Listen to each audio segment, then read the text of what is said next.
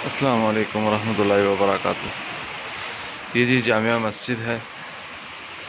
ये देखें जी, कुरान पाक सपारे वगैरह भी यहाँ अभी तक मौजूद हैं। ये नमाज के लिए घड़ी, यहाँ भी पानी ने सारी मस्जिद को गिरा दिया है और सारा नुकसान हो गया।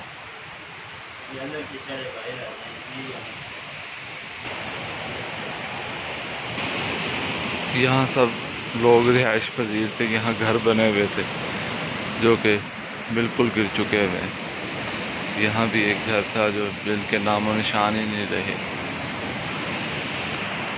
ये पत्थर की बैक साइड पे भी घर थे। यहाँ बिजली का निज़ाम सारा कुछ A to Z धर्म भरम हो चुका हुआ है।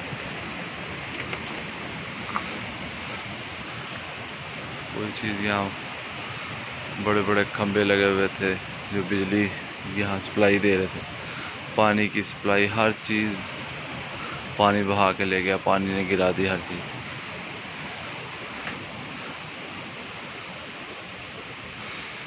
तो कैमरा आपको दिखा रहा हो तो सारे यहाँ लोग रह रहे थे, मगर पानी ने सारी चीज़ों को गिरा दिया। यहाँ बहुत बड़ा हॉस्पिटल था।